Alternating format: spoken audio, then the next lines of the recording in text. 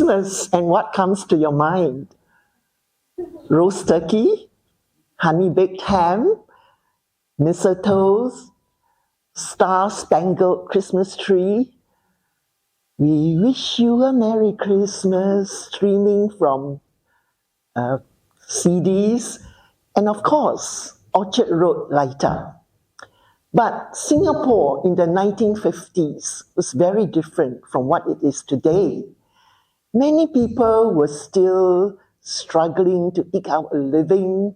They lived in kampongs and thatched roofs, atap huts, and they were more concerned about making a living rather than celebrating Christmas.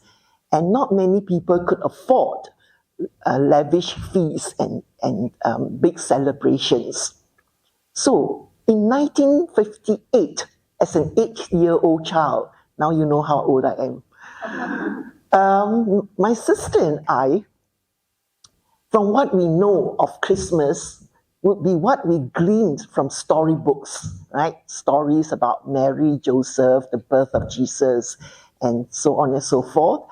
And hymns would be what we used to hear streamed from the radio during the month of Christmas, December. So that was about what we knew of Christmas. And mother was too busy putting food on the table, and father was away at sea most of the time. So on Christmas Eve, my sister said to me, "Let's celebrate Christmas our way." And I was like how? And then I recalled having seen on my way to school figurines of the Holy Family, Mary, Joseph, baby Jesus, the cows, the sheep, and the shepherds. And so what we did was we emptied our porcelain piggy bank, took out all the coins, counted them, and then we walked to the shop and told the shopkeeper that we would like to buy the figurines. And he looked at us so amused, and he felt sympathetic looking at our meager coins. And so he sold the figurines to us at a bargain price. So happily, we trotted back to our home, which was a 1-bedroom home. You must remember it's 1950s. Huh? And what we did was, on Christmas Eve night, we overturned a crate and we spread mother's tea cloth over it.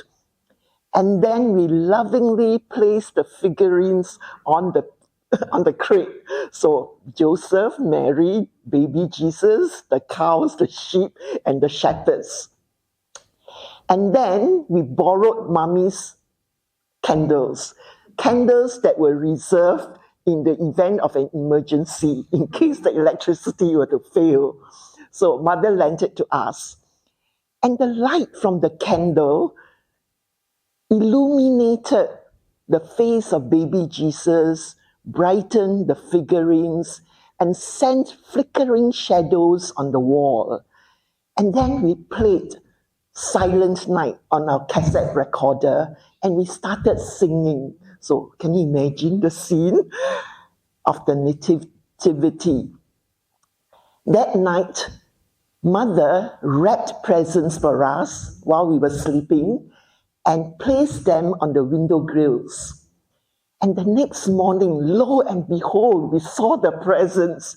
And mother said, "Santa Claus was so touched by your singing that he decided to place presents or leave presents for you."